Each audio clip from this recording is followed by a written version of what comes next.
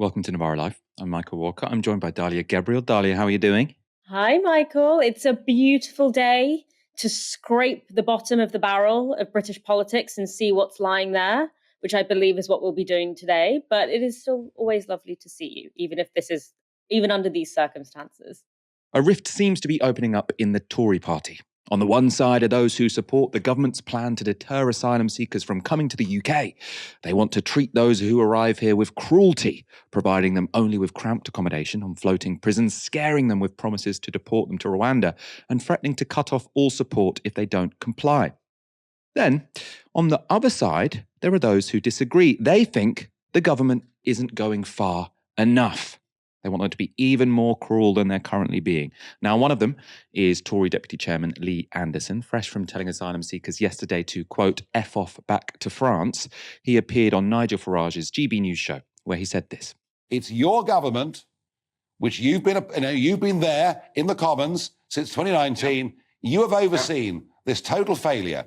And you may use the F word. And Suella may talk about life sentences for dodgy solicitors. But isn't the truth of it? Your party has completely and utterly failed everyone. Listen, Nigel, I'm not going to sit here and make excuses to anyone. This is out of control. We're in power at the moment. I'm as you say, the deputy chair of the Conservative Party. We're in government, and we have failed on this. There's no doubt about it. We said we're going to fix it. It is a failure.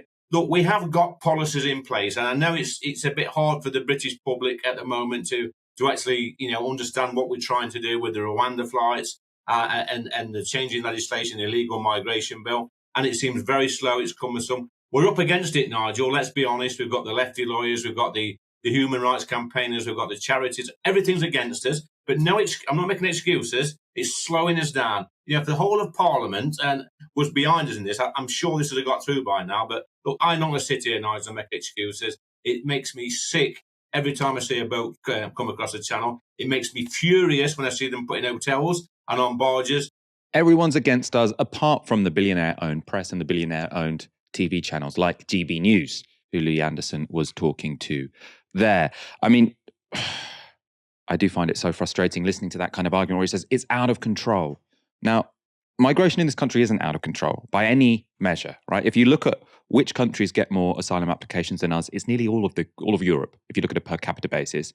Now, France has double the number of asylum applications, Germany more than that, right? So the idea that there's so many people coming here, no reasonable country could possibly deal with this, it's out of control. No, there are lots of reasonable countries who deal with a lot more asylum applications than we do, but they just process people a little bit quicker. So in Germany, they process people much quicker than we do. That means they're not putting up loads and loads of people in hotels, which is a very inefficient way to run your migration system. Now, of course, it's not every day you see a pretty senior Tory come out and say, we've failed. And on BBC Breakfast, Anderson's remarks were put to Immigration Minister Robert Jenrick. One of your own team, your deputy chair, Lee Anderson, has said, we have failed on this. Do you agree with him? No, I don't. We've put in place a number of things over the course of the last few months, which are already seeing dividends. But this is an incredibly complex international challenge. The UK has the most comprehensive plan of any European country to tackle this. You see that in the deals we've struck with France. You see it in the work we've done with Albania that's achieved a 90% reduction in the number of Albanians crossing the channel in small boats. And you see it today, in fact, in the partnership that we've struck with Turkey, a key ally, whereby we will be sharing intelligence and people and technology to tackle the supply chain of boats and engines and the flow of migrants before they even get close to the United Kingdom. That's the kind of approach that we're looking to take, whereby we're a strategic partner of any country that shares our determination to tackle this issue. So there's a question, we're going to discuss it actually in a lot more depth later in the show about the morality, I suppose, of making deals with more authoritarian governments to try and stop migrants travelling through them to try and get to the destination they want to get to, right? There's a moral problem there. I also think what he said is just politically kind of ridiculous, right? There are already many deals with Turkey. They were done by the EU. So the EU pays the Turkish government millions and millions of pounds to try and stop migrants crossing its border. The idea that suddenly Turkey is going to dramatically shift its policy because Britain has now got involved seems completely bizarre. The Turkish government don't know if the people crossing their borders want to get to Germany, France, or the UK. right? The EU are already incredibly committed to stopping people going through Turkey to Europe. And yes, to any raving Remainers out there, that's because most EU countries are just as xenophobic as Britain, right? They're just as committed to keeping migrants out, to lowering those migrant flows of people coming to Europe because they want to escape persecution or for a better life. So I just don't see what practical difference a deal that the UK makes with Turkey can possibly make. It doesn't stack up to me. Of course, it's not just agreements with countries like Turkey that Jenrick claims will stop the boats. He explained more of the government's thinking on Sky. Why is the backlog so huge? Why does it take 1 to 3 years to process somebody here in the UK and it takes 6 months in Germany? That's the nub of the problem, isn't it? It isn't the nub of the problem, but it is an important thing that we have to get right. I say that because there are those, such as the Labour Party, and you heard from Yvette Cooper earlier, saying that just if you process claims quickly, that will fix it. I think that's a naive view. That's what they did when they were last in office, and that just encourages more people to come. But it is right that we make the Home Office as efficient as possible. And the good news is that we're succeeding. We've increased the number of decision makers to 1,800, and we're on course by the 1st of September to increase that to 2,500. That will be almost doubling the size of the organisation.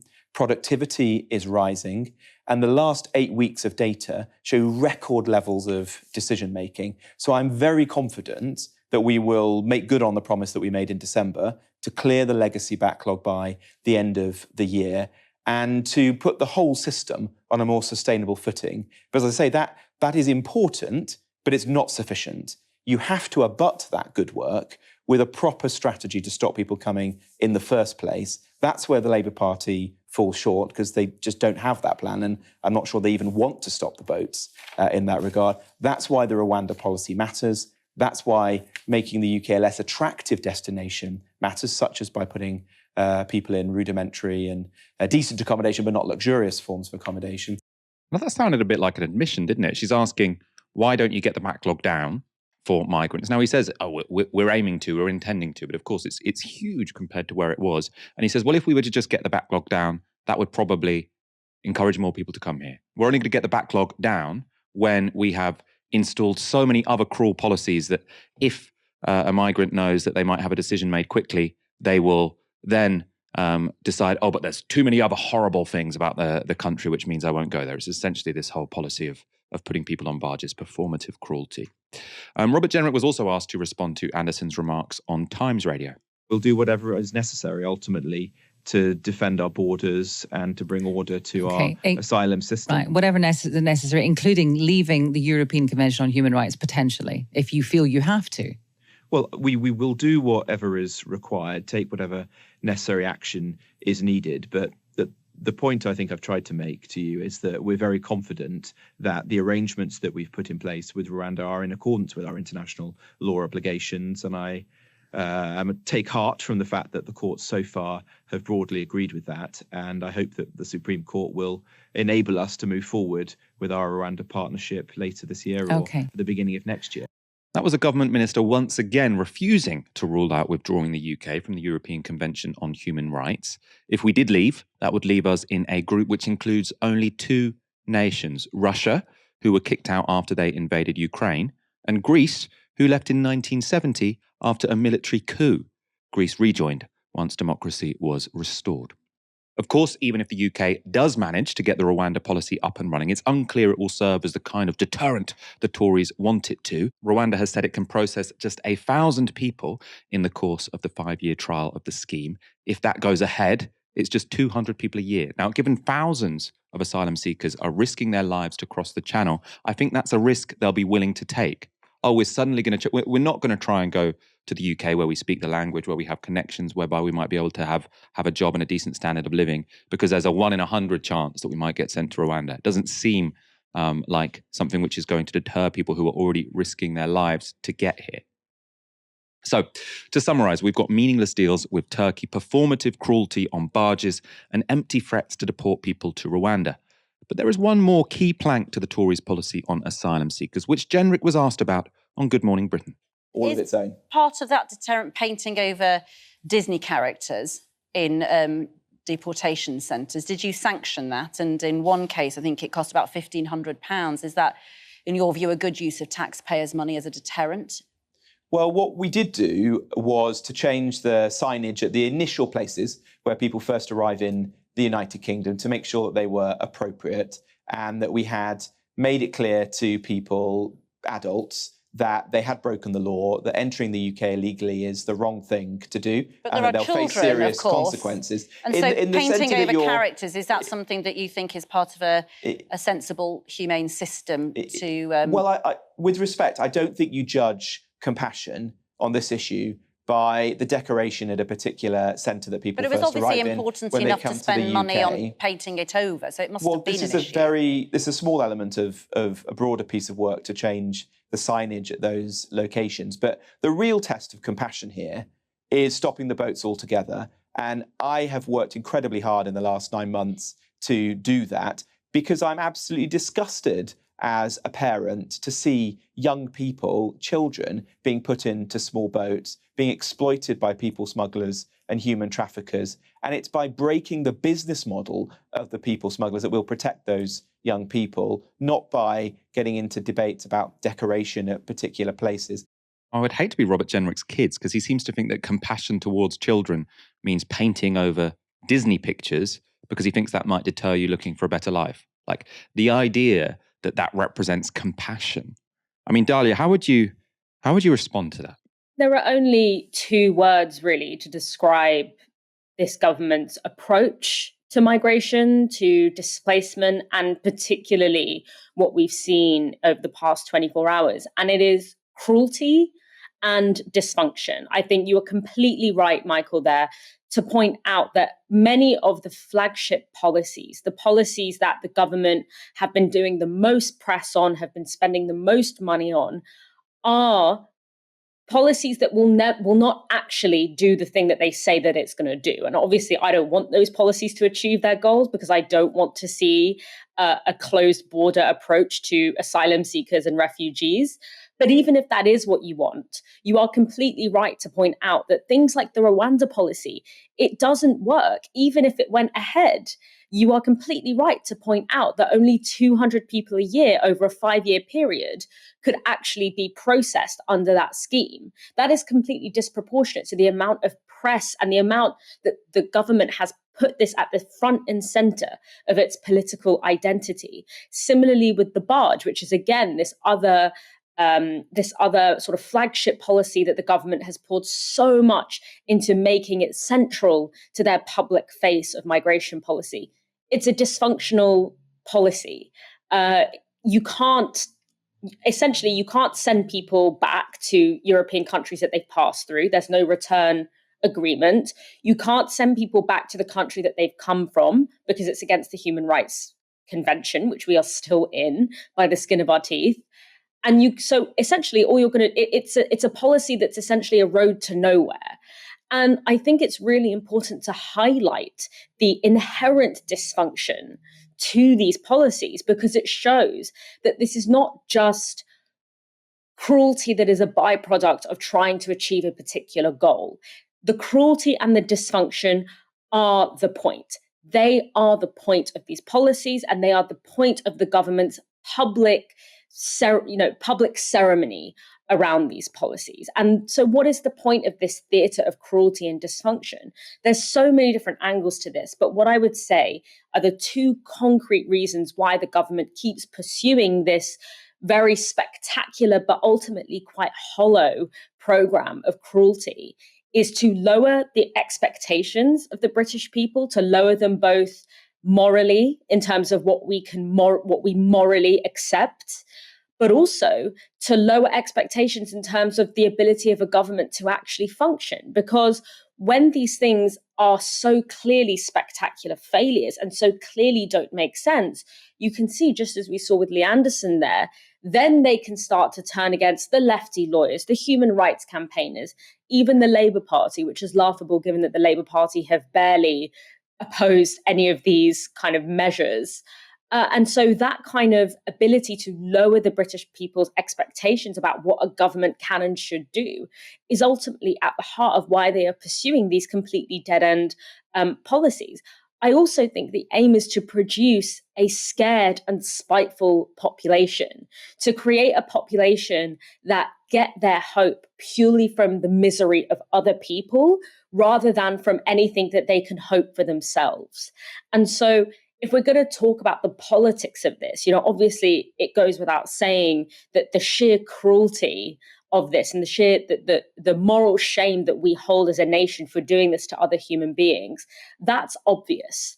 But when we actually look at the politics, the domestic politics of why the government is pursuing this agenda, it's to lower people's expectations and it's to produce a spiteful and scared British population. And unfortunately, I can't say that they haven't succeeded in that because, as I said before, the Labour Party, the main opposition force in this country, have essentially gone out of their way to say that they're not going to change anything, that all they're going to do is sort of tighten some screws on the sinking ship that is this country's moral, political and economic fabric. Lee Anderson isn't the only Tory who thinks the government isn't going far enough on asylum. On Monday, Rishi Sunak released this video on his government's migration plan. Here are 5 things I'm doing to stop the boats. First, I'm bringing in new laws that will mean if you come to the UK illegally, you can't stay, no matter how hard you try. Second, I've secured a deal with France that will help stop the boats at source before they cross the channel.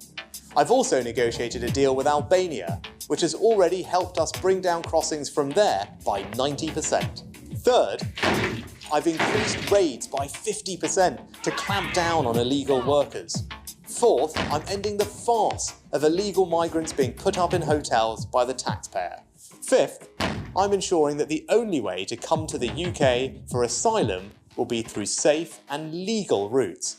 I know stopping the boats is a priority for the British people, and I'm leaving no stone unturned to get it done. That was completely dystopian. That was very Black Mirror. Of course, there aren't safe legal routes to the UK from pretty much anywhere. From Ukraine, there are. From Hong Kong, there are. There are supposedly safe and legal routes from Afghanistan, but they're not really working, so no one can really use them. So this whole idea that people should get here as asylum seekers via safe legal routes, they don't exist. Let's go to another Tory. On Times Radio, former party chairman Jake Berry was asked about Sunak's approach versus Lee Anderson's.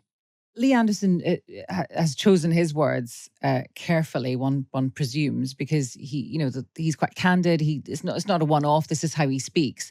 Rishi Sunak expresses a different sentiment, a different way. So who is the current Conservative Party, would you say? Is it Lee Anderson or is it Rishi Sunak?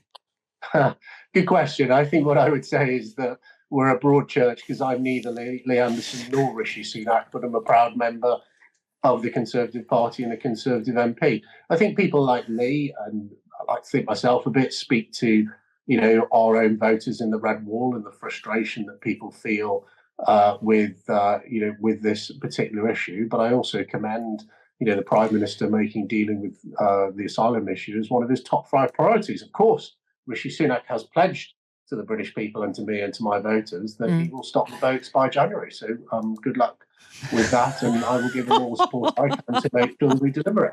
Dalia, the Conservatives are a broad church. They include people who want to put migrants on barges and paint over cartoons in case they might put a smile on the child of an asylum or of an asylum seeker child's face. And the other wing of the broad church who think that that's not cruel enough. They want to be even crueler. I have to say, I don't know about you, Michael, but I find it really difficult to sit here and have a civilized conversation when we are just watching people, sitting in a country that is built of stolen wealth and built of the industries that are causing displacement, and to see people so casually talking, our MPs, I mean, not my MPs, other people's MPs, because I don't associate with people like that.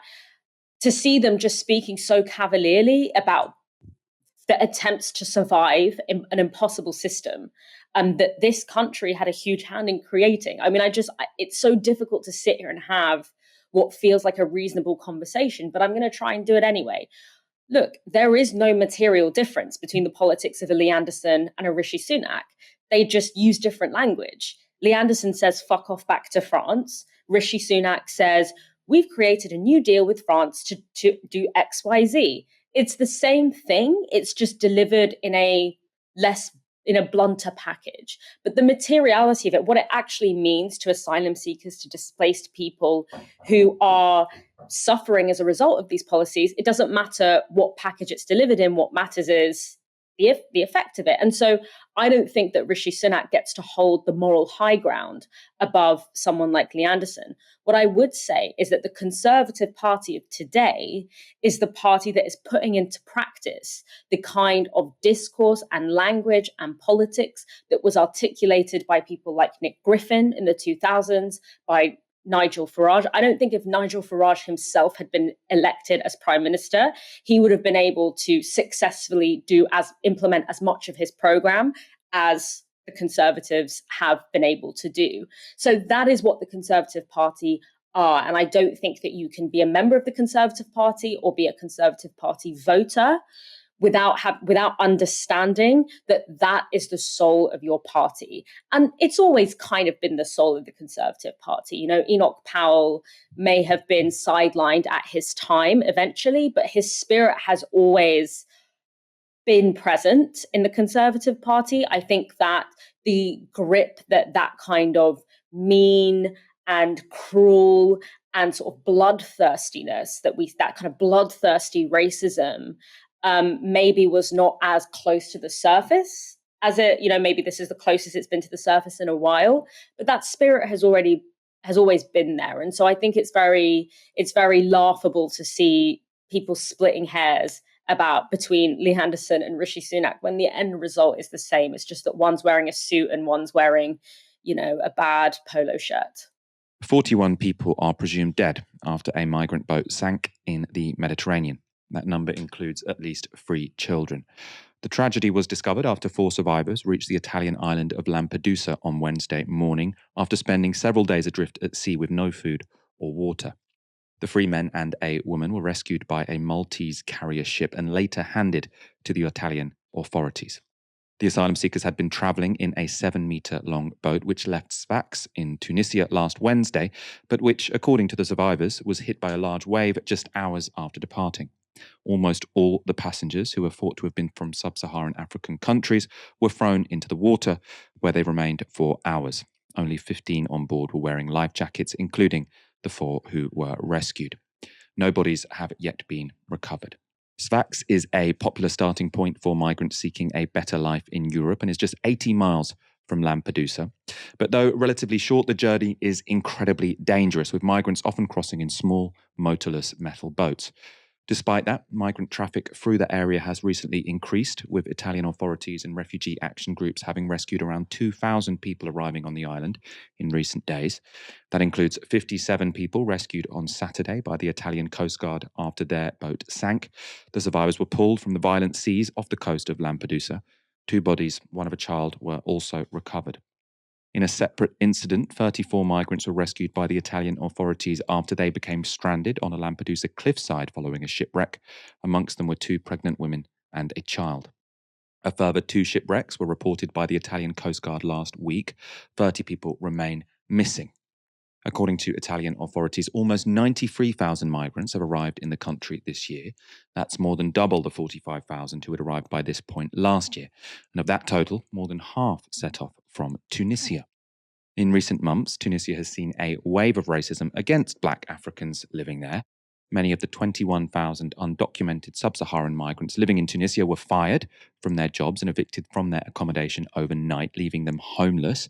Others were picked up by authorities and dumped at the Libyan border in the middle of the desert. That was after the country's President Said announced a crackdown on Black migrants. The repression has led to an increase in the number of migrants crossing from Sfax, and as a result, the EU has offered Tunisia more money to try to keep migrants out of Europe. Just 3 weeks ago, Al Jazeera reported this. Specific aid that Ursula von der Leyen announced on Sunday included €65 million in EU funding to modernise Tunisian schools. On migration, von der Leyen said, "We need an effective cooperation more than ever. The EU will work with Tunisia on an anti-smuggling partnership, will increase coordination in search and rescue operations, and both sides also agreed to cooperate on border management." Von der Leyen pledged €100 million for those efforts, a figure she had already announced on the leaders' previous visit. Now, this all fits a familiar pattern. The EU pays authoritarian states who can operate more brutally than EU members. In exchange, they keep asylum seekers away from the bloc. Now, that puts pressure on the politics of the usually poorer country as the bottleneck of migrants begins. It also allows the authoritarian country to practice a form of political extortion. They know that the worse a migration crisis gets, the more leverage they have. And stuck in the middle are migrants, voiceless people just seeking a better life. Earlier today, I spoke to Richard Brody, an activist in Italy who works alongside migrants in a community centre in Palermo, Sicily. I started by asking him to what extent last week's shipwreck was out of the ordinary. We don't know how many shipwrecks happen. You often find a lot of numbers about how many tens of thousands of people have died over the decades. But the real point is we don't know. Because most of the time, or much of the time, there might be shipwrecks where there aren't survivors. In this case, not only are there a few survivors, but also Sea-Watch, one of the most important and active NGOs in the Mediterranean, one of their spotter planes spotted the ship beforehand. So we have some information, but it's worth bearing in mind how many times shipwrecks might happen where we don't know what's going on. Obviously, I hope people remember at the end of February, there was the shipwreck in Calabria at Cutro, in which almost 100 people lost their lives and their bodies washed up onto the sea and were recovered in rescue operations. Again, often it might happen that there are no bodies that are recovered and we have much less information. How are these tragedies received in Italy? I mean, I know the politics there is quite right-wing at the moment. Is there still any kind of public outpouring of sympathy? There's definitely public outcry. I think the difficulty is understanding how that can be channeled and who it's channeled against. And I think this is really the same in Italy and in Europe and in the UK. We see the same thing with crossings across the Channel, which is a lot of the time these tragedies get reported as something like natural disasters that were inevitable, that people drowned at sea, instead of seeing them as direct results of policies that are created historically and are continually reinforced. With this shipwreck in particular, it's even clearer because these were people from Tunisia. It seems that most of them, if maybe all of them, were from West Africa, and the survivors certainly are. That should be put into the context of what's been happening in Tunisia over the last few months, in which there has been not only pogroms against West and East Africans, but that's actually been incited by the government. So over the last few years, the Tunisian government has been getting more and more dictatorial, clamping down on freedom of speech, now inciting racist. You might expect that in reaction to that, the EU or the Italian government would be condemning what's going on. With the new right-wing government, there's actually been an acceleration with EU backing to making a deal with Tunisia. And that's effectively what's happened, just as Italy made a deal with Libya in 2017 under the Democratic Party, just as Greece made a deal with Turkey in 2016-17. Now there's a big deal with Tunisia in which essentially the EU and Italy are paying large amounts of money to the Tunisian government to create a racist system of clamping down on emigration on their part and immigration to Europe. The response to you would be that this is all very tragic, but if you're opposed to countries such as Tunisia sort of enforcing EU border policies and stopping people emigrating from their shores, and if you're very much for European Coast Guard sort of rescuing all of these ships which find themselves in distress, then there will be no deterrent for coming to Europe. Lots more people presumably will come. Lots of people do want to come to Europe, and people would argue that European politics would struggle to deal with that. There already is a far-right government in Italy. So, I mean, do you see a way forward whereby there can be a more humane way of dealing with migration to Europe, which doesn't end up with, backlashes worse than what we've already seen?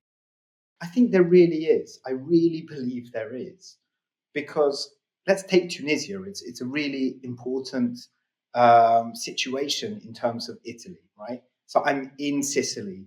We're very near to Tunisia. There are strong cultural links. There are strong family links, right? There are a lot of Tunisians who have created families, stabilized themselves in Italy, and they have relatives in Tunisia as well. Now, those people should be able to come over with family visas. That's what we'd imagine would be normal in a humane world, a humane system. You apply for a visa, you come over to see your dad, your mum, your cousin, your brother, whatever. That's not what happens, right? Visas are allowed perhaps in extreme cases. There are minors involved or vulnerable people, but even then, it can be really, really difficult. And essentially, you have to be middle class, and then everything becomes a bit easier. We don't allow people normal, safe routes to travel, right? That's what's going on here. The mass death in the Mediterranean is about blocking. It's a story about Europe consistently blocking any possibility for people to choose a different way of coming here, even in circumstances which any reasonable, sane, rational person would say are good reasons for people to travel around the world. What happens to people when they do arrive in Italy? So asylum seekers, obviously, we've seen these tragic shipwrecks. Probably, or presumably, more people do make it to Europe. What happens when someone arrives in Italy? If people arrive by boat, Italy has developed a very kind of complex system of how people can arrive here, where people are put into hostels. Probably what's important to remember is a lot of people who arrive in Italy want to be moving on to elsewhere in Europe or even to the UK. Again, acts of movement which I think really any normal person would support. People wanting to get to somewhere where they're more likely to get a job or where they can speak the language. People who speak French wanting to go to France, for example, or people from former British colonies wanting to get to Britain. It's quite reasonable. Instead, there is a European-wide system in which we should include the UK in that still, which is about blocking people's freedom of movement and trying to put them in places that they don't want to be. Right? So it's this constant series of acts of injustice against people who really just want to be left alone. When it comes to migration into Italy, I mean, how much is this a problem of the rest of the EU? So I can understand why in Italian politics they might say, well, we have to face, or we're at the front of migration into the EU purely because of sort of geographical luck, where Italy happens to be. And the problem is that countries such as Germany and richer countries in Northern Europe aren't pulling their weight. To what extent is that a critique that's made in Italy, and to what extent is it a justified one? It's a critique that gets made a lot, and it's important to bear in mind how much it gets made and how much it gets politicized. I can see why it seems reasonable, particularly from the perspective of Northern Europe, to say, oh no, we shouldn't be blaming Spain and Italy and Greece, the countries which maybe have worse economic situations that may have been being created by the European, North European focused system in many ways. We shouldn't be blaming them, southern countries, for not being able to deal with migrants coming in or people on the move. What's worth bearing in mind is that's something which is very much recognized at an EU level. So vast amounts of the funding that is available in Italy for asylum seeker hostels, for helping with translation, medical care, and all sorts of things comes from the EU. Right? The EU already does grant huge amounts of funding to Italy in order to protect people's rights, in order to guarantee the services that should be guaranteed. The problem is that those services then don't get guaranteed because the political atmosphere in Italy is constantly about saying we need to be pushing people away, we need to be getting rid of people. It's not about guaranteeing their rights and services. And really, I think the conversation that should be happening on a European level is about how to give people on the move greater autonomy, right? How to stop treating people always as vulnerable people, infantilizing them, putting them in hostels, keeping them in semi-prisons, but instead how to enable people who are arriving in Europe to create the lives that they want to create. And I think that should be seen as a cross-European problem, right? It shouldn't be parceled off into each country doing its own thing. Unfortunately, the narrative, the one that you're correctly saying that happens in Italy about saying, oh, it's an EU problem, Italy is the victim in this situation doesn't get us anywhere. All it does is really help sovereignist parties to do well at the elections. Then usually they just go back on their promises about sovereignism anyway. Zac Goldsmith is a former Tory Environment Minister who now sits in the House of Lords. Yet this true blue Conservative has suggested that at the next election he might vote Labour. My concern about the Labour Party at the moment, and I don't say this as a tribal politician, because I'm not a tribal politician, is I think there is a blind spot on the natural environment. So everything, when the Labour Party thinks environment, when it talks about the environment, it's thinking carbon and taxation, regulation, and all the things that go with that.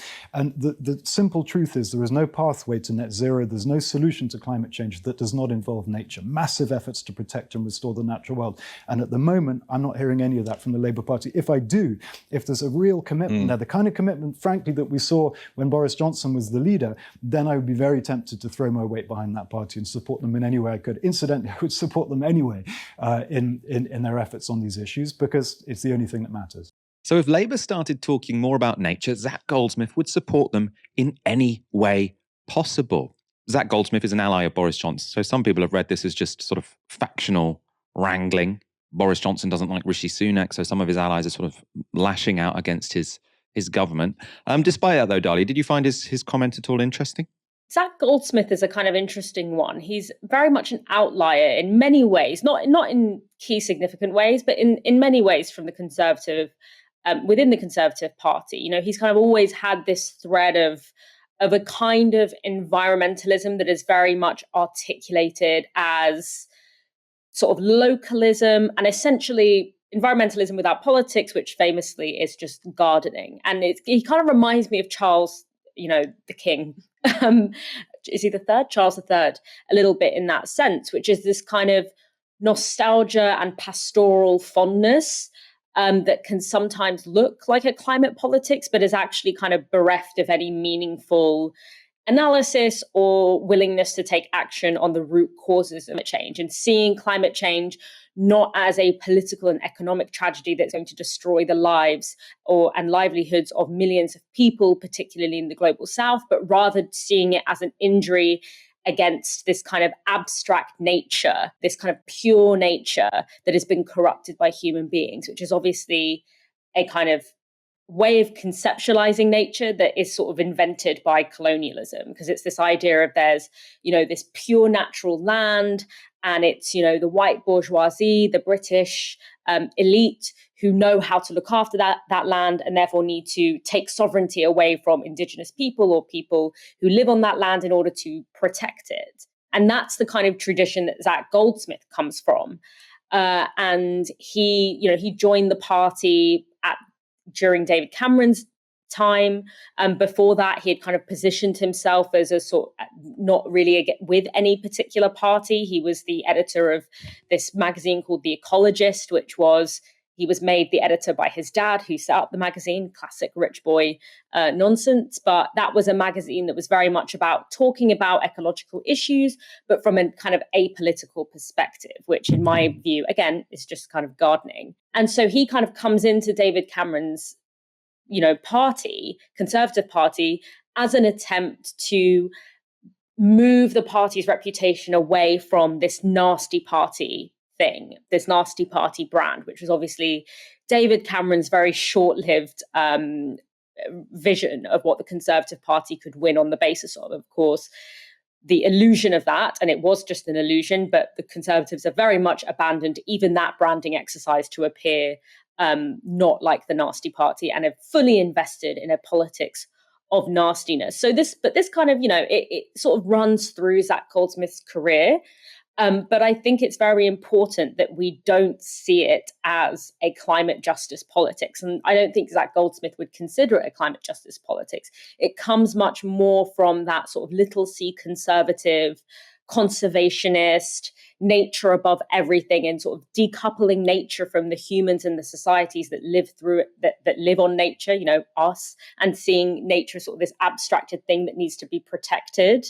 Rather than looking at climate justice as a holistic rewiring of our system to stop big businesses, big oil companies extracting resources and extracting labor and polluting our climate and destroying our ecosystems, destroying our food systems, because of the impact that's going to have on us as a society and the way in which that's going to impact the poor and people in the global south the most harshly. So I think that is sort of the context for why Goldsmith would say something like this. But I think that it's very much encapsulated by the fact that he says, why are we always talking about carbon taxes and, carbon and not talking about nature? Well, that tells me that this is not a serious climate politics, and this is coming from a pretty still little c conservative mentality that I think can be spoken to by the climate movement, but it really isn't part of what I would consider a climate justice sort of politics. I do agree with you that I think that this is just pretty much posturing in order to win some factional points within the party. But unfortunately, the kind of conservative party that Zac Goldsmith represents, which is looking kinder but being the same, having the same soul, no one cares in the Conservative Party about that kind of approach. That's gone. That's old news. That lived from 2010 to 2015 and it was done, boy. It's over. So I don't think that there's going to be much stock in that kind of conservatism that's represented by Zac Goldsmith. I agree with a bunch of what you say, but I do think there is an important element of many issues, and I think climate probably above all else, whereby it is important to have a coalition which does span people with all sorts of politics. Like, what we don't want is a situation where, like in the United States, where the Republicans deny climate change, the Democrats are in favor of climate action, and then the whole thing just swings at every election. Like, I feel like to build a sustainable and really solid coalition behind climate politics, it is important that climate activists or the Labour Party or whoever can speak in both a way which is sort of left-coded and right-coded. And so if you can appeal to people who might want climate action on the basis of supporting nature, then you absolutely should lean into that. So the idea of sort of like rewilding, I'm very into rewilding. Now that can sort of speak to very much a small c conservatism. And I absolutely think, climate activists should be doing that and politicians should be doing that.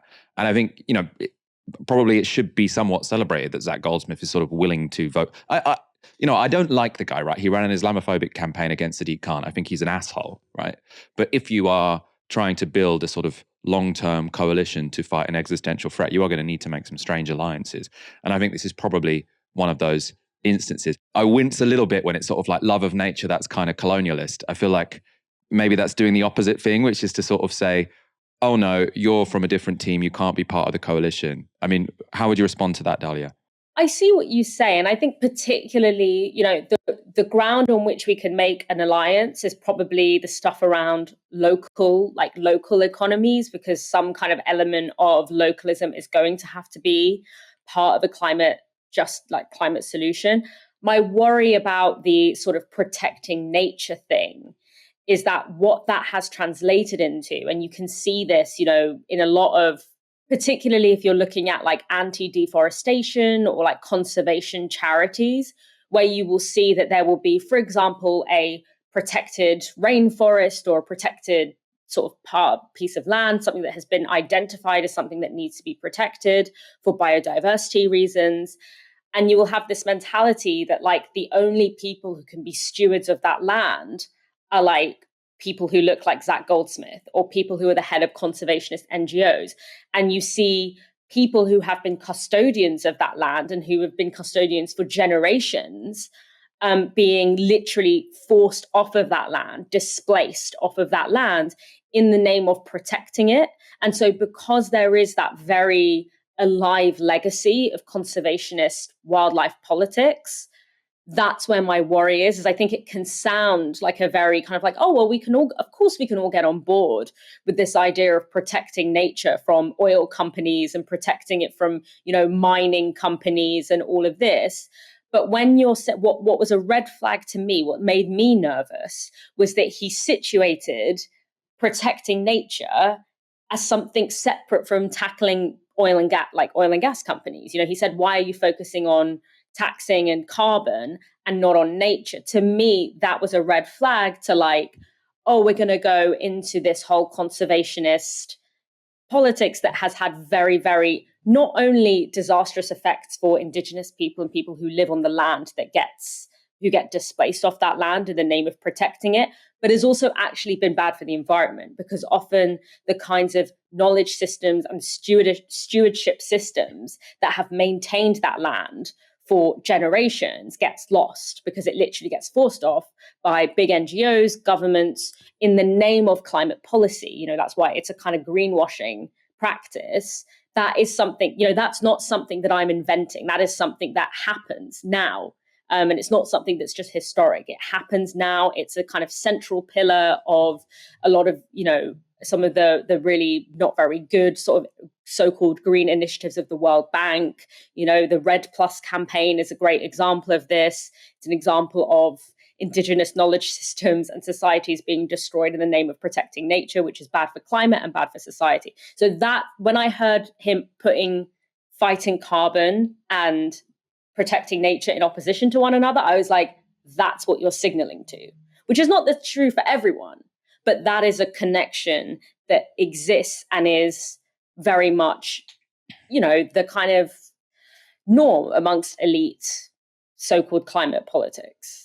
Yeah, I mean, I think we probably do disagree a bit on strategy here. I recognise what you're saying. I mean, I suppose for me, this is one reason why it was silly for Keir Starmer to say he doesn't like tree huggers, because I think actually the notion of liking trees is pretty broad across the country. So Keir Starmer was making a kind of YIMBY argument, I think, yes, in my backyard, saying, you know, we want motorways, we want trains, we want houses. I want all those. Well, I don't want motorways, but I want trains and houses. So screw the tree huggers. But I think actually you can very easily have a politics which builds stuff, which has, you know, solid climate action and which really values nature, and which I think it would make sense to sort of be offering. It's not hard to feel depressed when covering the politics of immigration in Britain, but not much gets me more down than the success the Tories have had in using asylum seekers as a wedge to divide working people. That was on full display in this Jeremy Vine show debate between commentators Carol Malone and Chris Bambridge.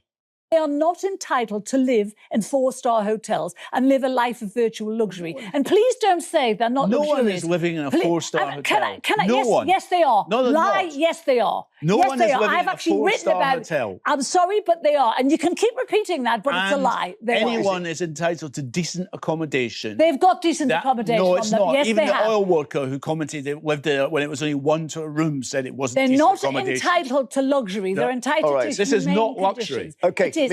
And we're going to come back to more of that clip in a moment. There's someone who sort of calls in. It's very interesting. First of all, though, I do really want to take a moment to debunk what Carol Malone said there. She said, it is a luxury. It's a luxury that these people are living in, or the conditions they're living in are luxurious. Carol Malone did say one true thing there. She has written about the issue of asylum seekers in hotels. That doesn't necessarily give her expertise, but she has. In July, she wrote a story in The Express with this headline, "Free cigs for migrants. Nothing for Britain's homeless. How is that right?" Carol Malone. Now, that headline, I think, is the definition of divide and rule.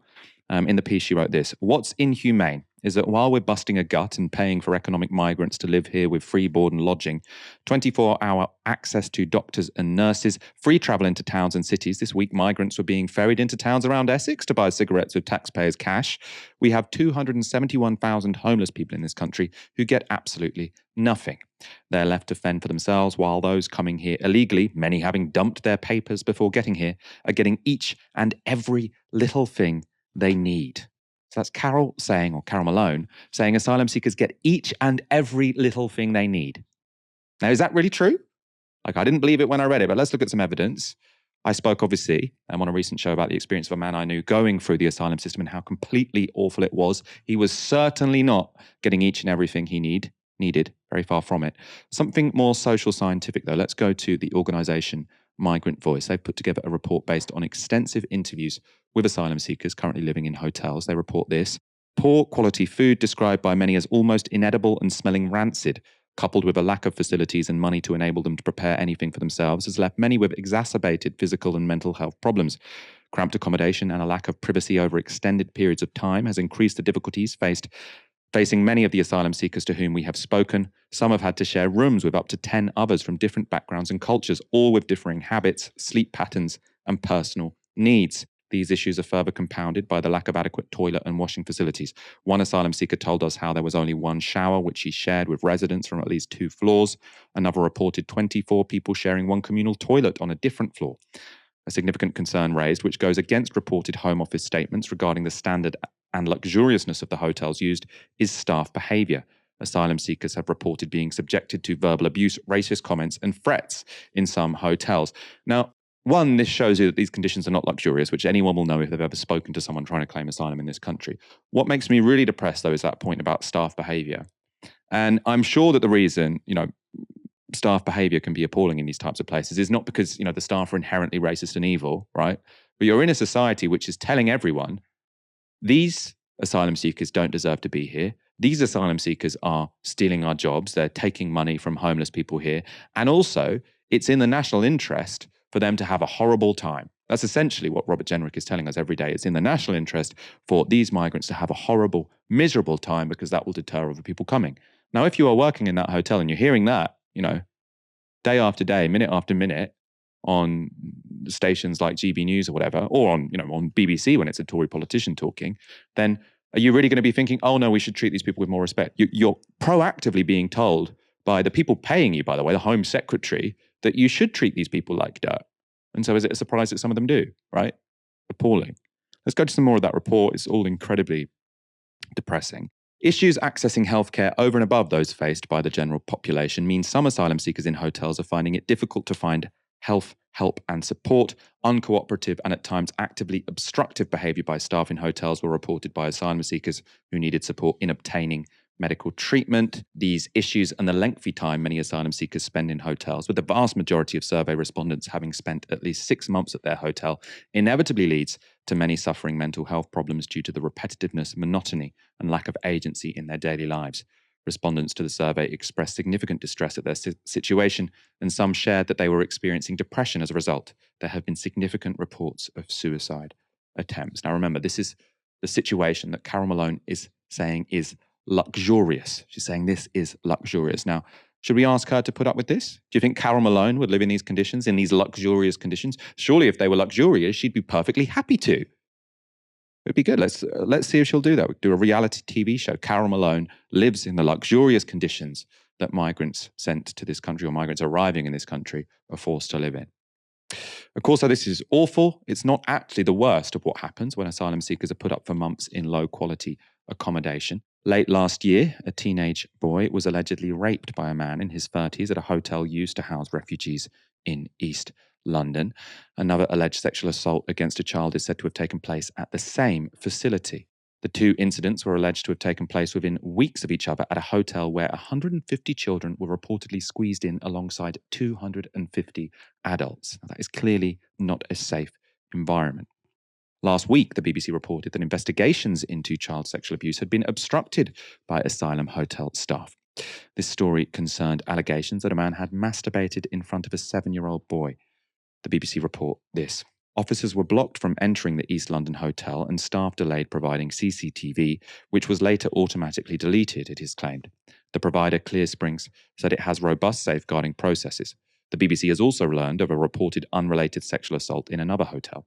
Families of asylum seekers are frequently housed in the same buildings as single men who are also waiting for their applications to be processed. The BBC has been told that on the 30th of June 2023, a 7-year-old girl and her mother were reported to have witnessed a 34-year-old man intentionally masturbating in their presence.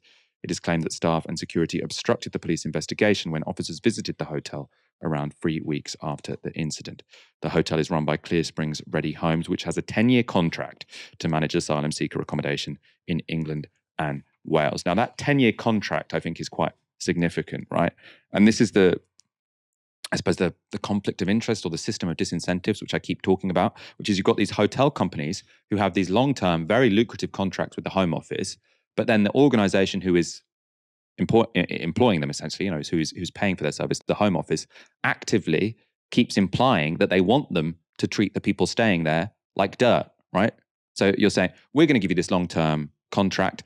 What do you think happens when asylum seekers say to the Home Office, or someone on their behalf claims to the Home Office, look, they're getting terrible food, they're living in cramped conditions, there isn't the facilities for this to be hygienic, they're being treated in a racist way. What do you think is going to happen? The Home Office, good, right? That's what we're paying them to do. We're paying them to treat these people miserably, right? So this is the reality of the situation we're currently living in, and what Carol Malone says is a luxury. Of course, it's a disgrace that the state makes anyone, whatever their migration status, live in these conditions. But in the next part of the Jeremy Vine clip, we see that sadly, some people believe Carol Malone's lies. Michelle in Dorset, can you see the barge from where you are? No, I don't actually live. I live in Dorset, but I'm just discussing the fact that I've been homeless for 12 years. Got divorced. Oh no! And this council, I've been left homeless. I slept in a van. If somebody would have offered me offered me the opportunity to live in a barge with my children, I would have taken it. Yeah, I'm sure you would have done. Absolutely disgraceful. So what's upsetting you is that people are refusing to go on the barge. Is that right? There's no money. Yes, exactly. They don't. We have paid. I've been forced to live back with my elderly mother, which is fine. Well, it's not fine at all, actually, to be honest. But I'm in a situation where I don't have any alternative. There's no way that people can't even afford rents at the moment because rents are absolutely astronomical. They don't earn enough to be able to get a mortgage. We've paid our national insurance, our tax, and they are giving our money. Dorset are giving our money away to other people. It's not on. It's not on. If you actually walk around Southbourne and Bournemouth and see the homeless people and the problem, and these people can't even get any help off the system. So what's so depressing, right? We've just shown you the facts, right? We've just shown you that what Carol Malone written is untrue.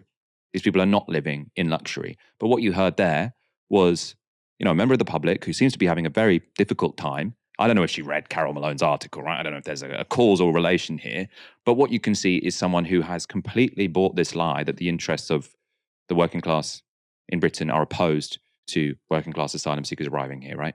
That completely, it was just encapsulated in that 60-second long clip, right? Let's watch the final part of it. You can imagine that Carol Malone was chomping at the bit to reinforce what the caller was saying. Michelle, this is where the resentment among people, this country is not averse to migration at all, but this is where people become angry and resentful. When people like Michelle can't get a place to live, she's not looked after. Dorset councils are actually using some of the money they have to organise outings Chris, for these final people. word. Migrants are not responsible for low pay, for homelessness. She never said any of that. No, I'm not saying she has. Nonsense. But we should be turning the real aim at this government, which has created these problems. All right. And also issues like rents in Dorset, where second homeowners are ramping them up. Dalia, how would you respond to that? I mean, my main response was to feel pretty goddamn sad just watching that whole debate and that phone call. That's what they want. And it's very convenient to them because and by them I mean Conservatives, right-wing people who are responsible for creating the conditions that caller exists in or has existed in, it lets them off the hook. Because now suddenly it's not about austerity, it's not about their policy, it's not about the way the government has treated poor people in this country for the past 10 years. It's about people who are being displaced from around the world. It's because, they have the gall to, still be alive after crossing the channel and, needing basic sustenance to live. I mean, can you believe the audacity of needing food and needing to go outside? I mean, it's really taking the piss. But I think the Carol Malone in particular, this is someone who unfortunately has been a voice in British politics and British media for a very long time. And the cynicism and hypocrisy that this woman is displaying right now beggars belief, because 10 years ago, she was involved in the very same kind of rhetoric that she's engaging with now about the undeserving poor, but she was targeting it towards people who are British, many of whom are white, but are claiming benefits, who are on welfare, which, by the way, especially now, every single person in this country, any working class person, any lower middle class person, is one bad piece of luck away from having to be on welfare, to having to be on social security. But 10 years ago, Carol Malone was highly invested in the kind of politics that led to increased homelessness in this country, increased child poverty in this country as a result of austerity. And I just want to read out a little bit from an article that she wrote in 2013 in the height of the benefit scroungers moral panic. She said, and this was about people who appeared on that horribly exploitative show, Benefit Street. I can't remember exactly on which channel, but this was her review of that show. She said, living on benefits is a lifestyle choice for the Flishers, which is a family that appeared on that show, who don't want to work and are too stupid to stop having babies they can't afford and have no room for. But the tide is turning. Hardworking people are now angry about people like the Flishers. They're sick of having to slog all hours, not just to pay for their own kids' rent mortgage, but for scroungers like the Flishers as well, who with $25,000 a year are probably taking home more than they do. So the very playbook that she used against people like Michelle, who for whatever reason found herself in a really difficult position and needed social housing, or had children that she needed to take care of but couldn't afford to because of declining wages or whatever, unavailability of suitable work.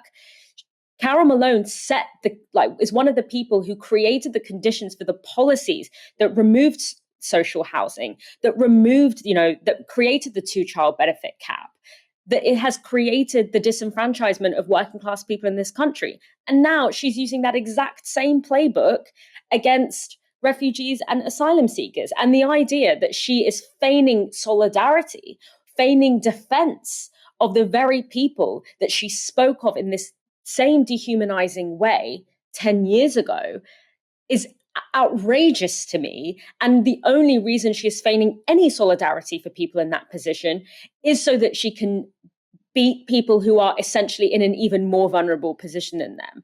All I can hope is that British people have slightly longer memories than Carol Malone seems to have, and can connect the dots of the fact that the very same people who were doing up benefit scrounger moral panic 10 years ago are now doing the same thing against migrants and asylum seekers. And that fundamentally, when you support that politics of, again, deliberate cruelty and dysfunction, you are emboldening the tools that are then going to be used against you. And when the time comes, your whiteness and your citizenship status is not going to protect you from that politics of cruelty and that politics of scarcity.